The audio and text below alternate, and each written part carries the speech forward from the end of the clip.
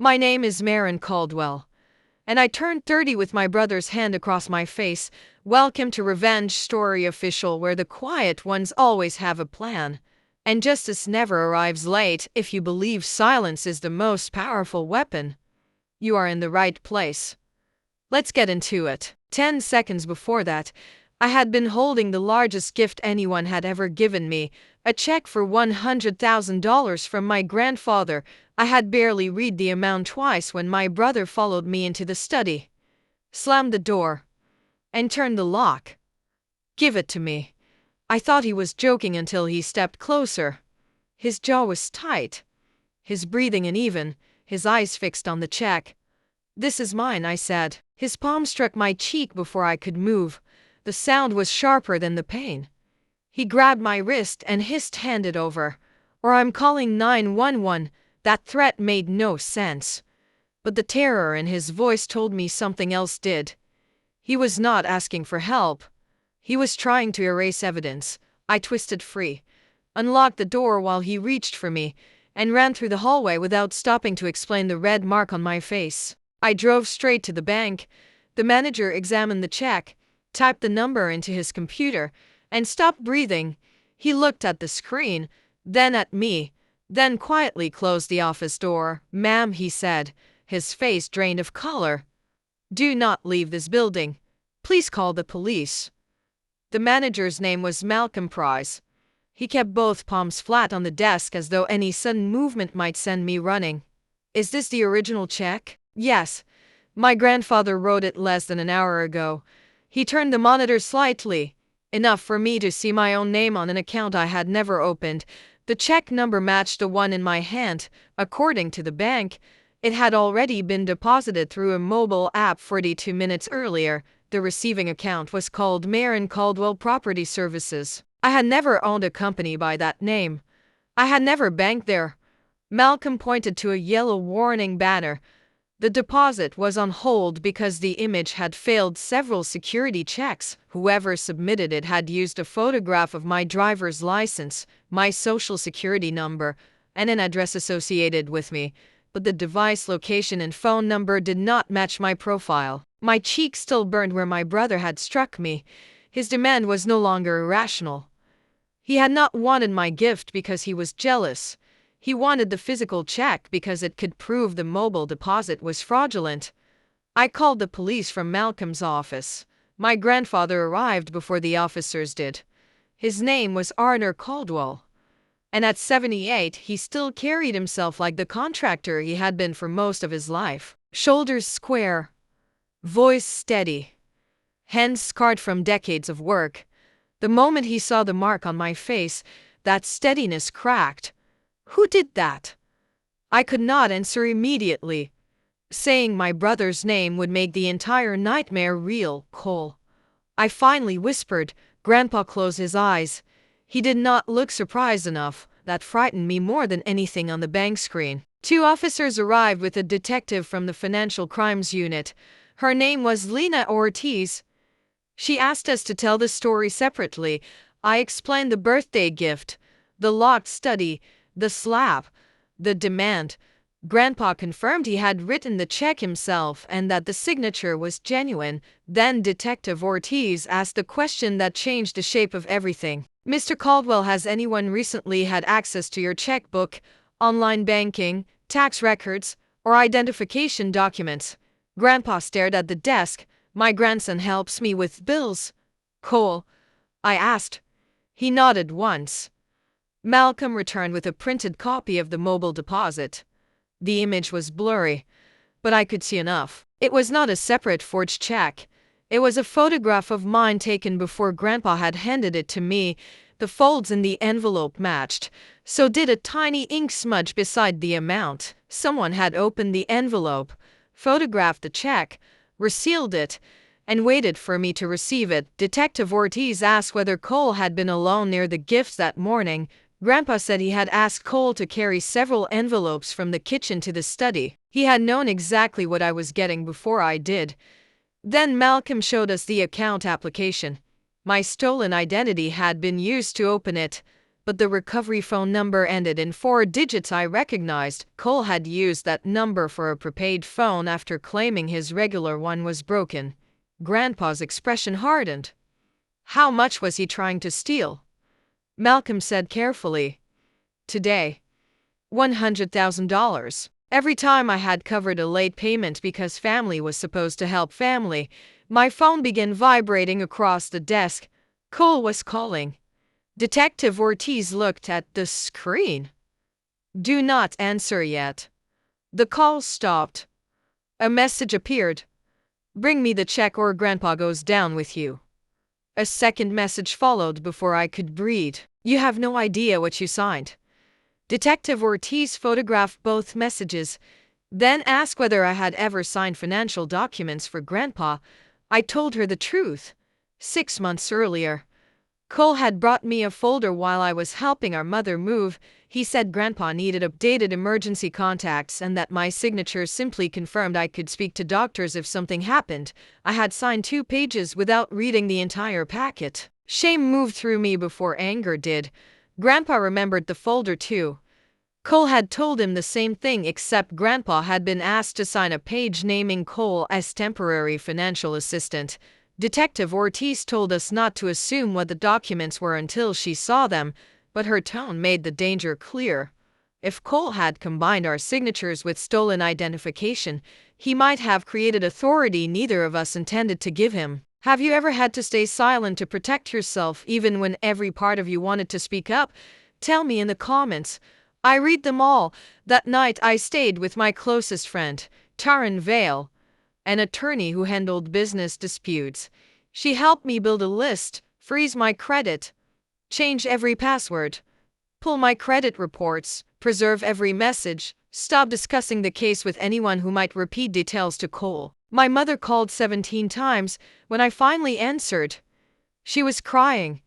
Her name was Denise, and she had spent most of my childhood translating Cole's behavior into softer words. He had not stolen, he had borrowed.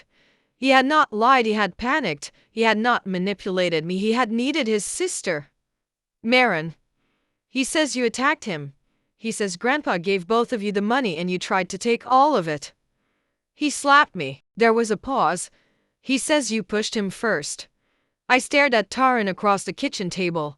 She could hear every word through the speaker. Did he tell you he opened a bank account in my name? What? Did he tell you he photographed the check before Grandpa gave it to me? My mother's breathing changed. He said there was a misunderstanding. A misunderstanding does not require my social security number. She began pleading with me not to make this bigger. That phrase had protected Cole for years. It had kept his unpaid loans private, his angry outbursts inside the family, his gambling rumors quiet.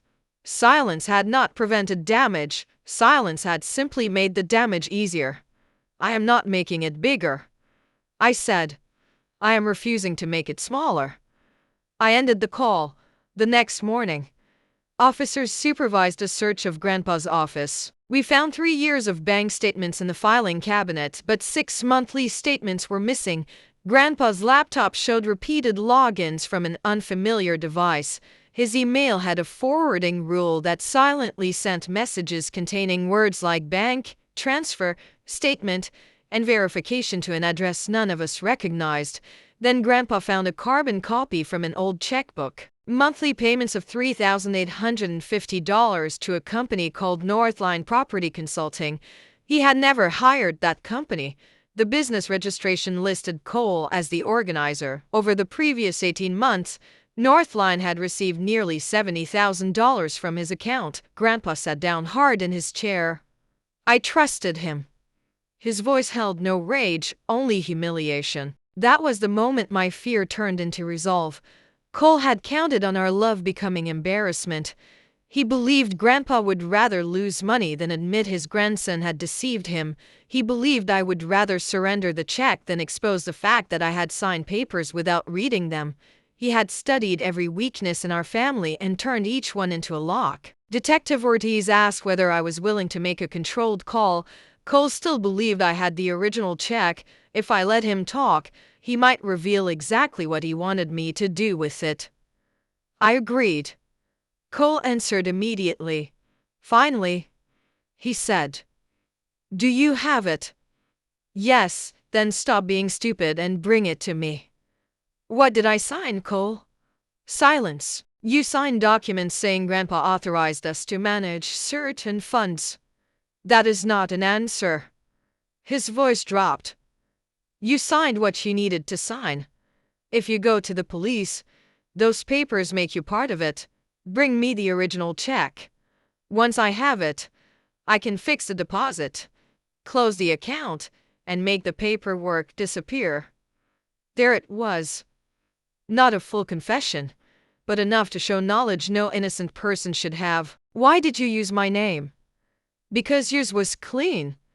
The words landed colder than the slap.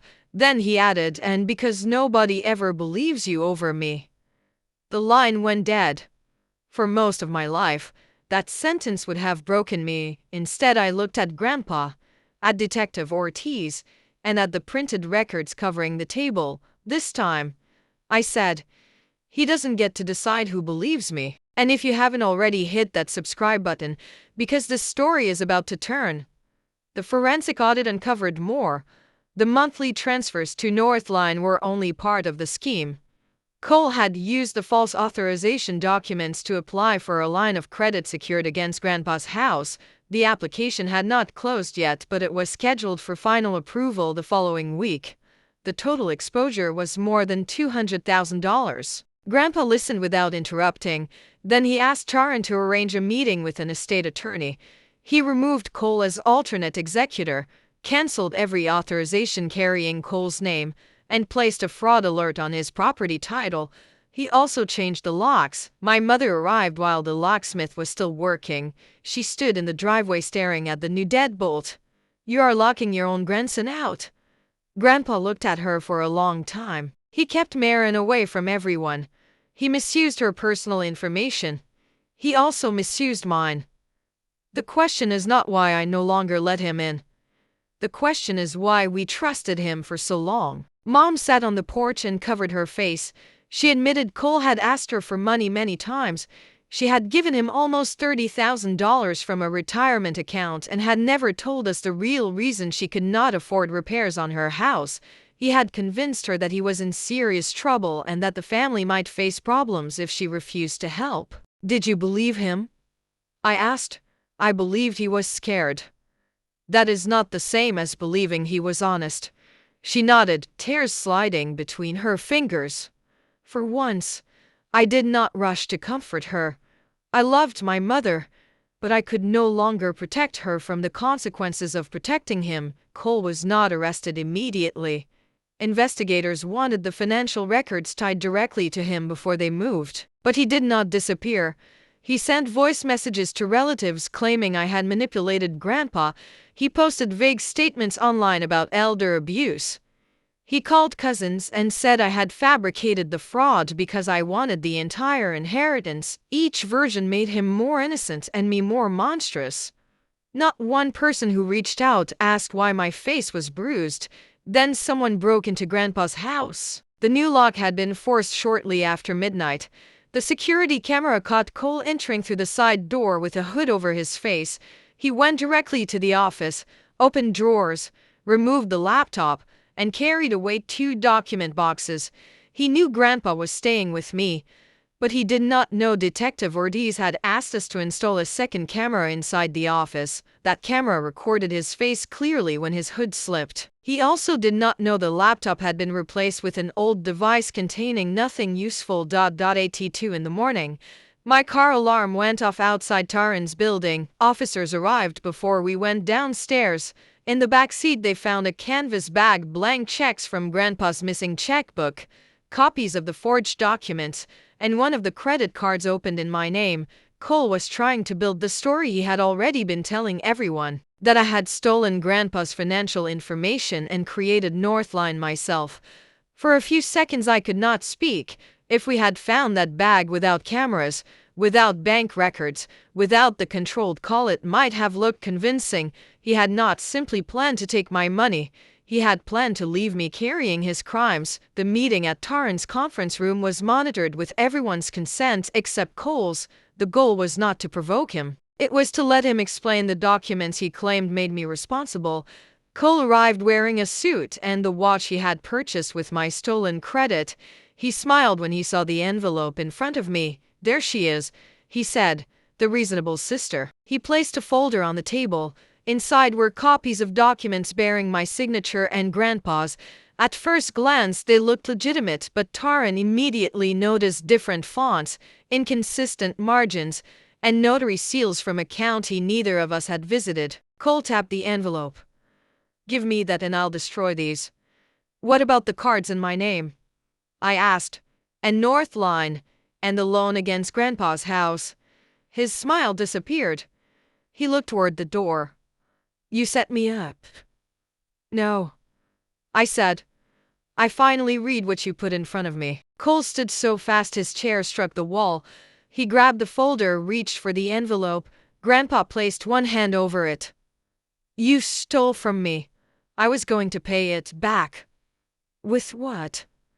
Cole's face twisted. "With the check you should have given me in the first place." The room went silent. He realized what he had said. He tore open the envelope and found the photocopy. Panic replaced rage. He rushed for the door. Detective Ortiz stepped in from the hall. Cole bolted through the rear exit and ran. He left the forged documents behind. For the next 48 hours, he became a shadow around the edges of our lives. He sent voice messages to Mom. He emailed Grandpa from encrypted addresses promising to return every dollar.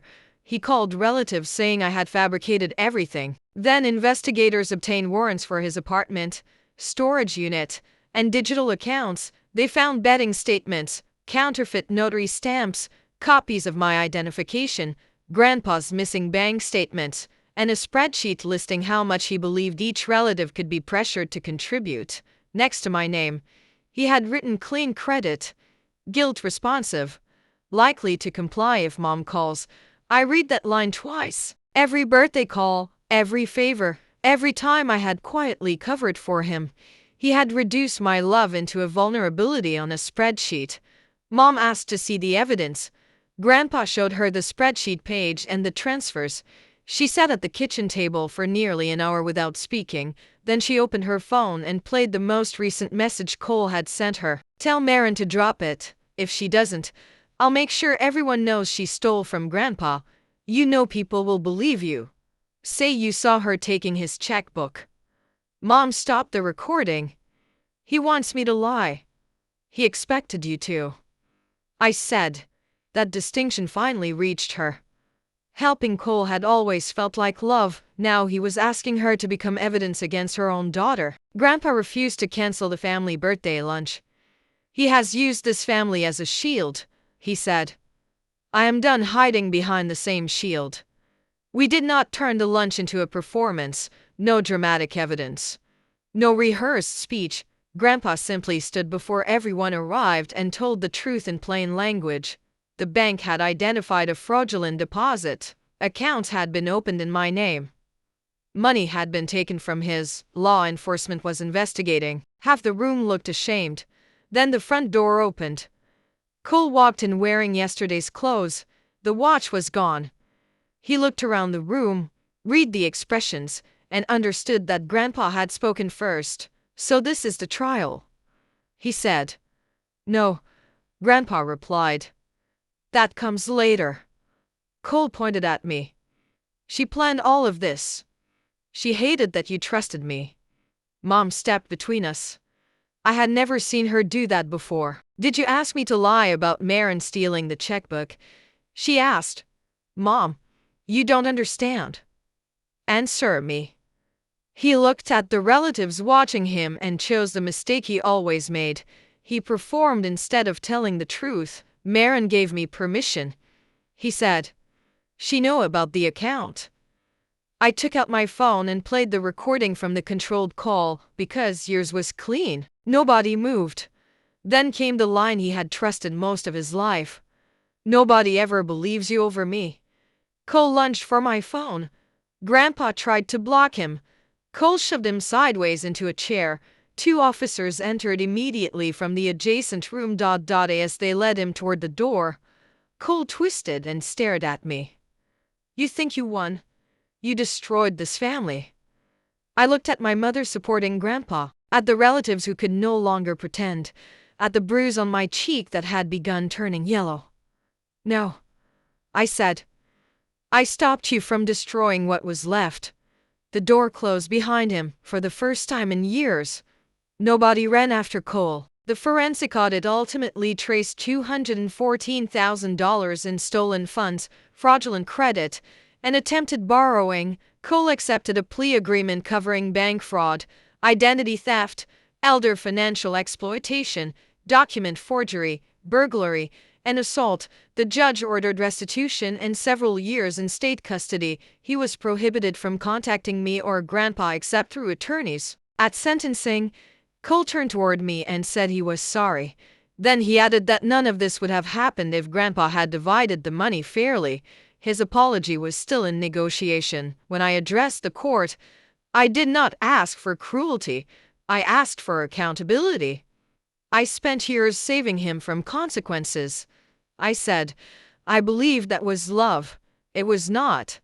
It was permission." Outside the courthouse, Mom asked whether I felt satisfied. "No," I said.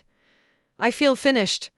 That was better than revenge as I had once imagined it. I did not have to ruin Cole. I only had to stop standing between him and the results of his own choices. The bank cleared the original gift and reissued it as a cashier's check. I used part of it as a down payment on a small brick building where I opened a restoration studio. I had dreamed about that business for years.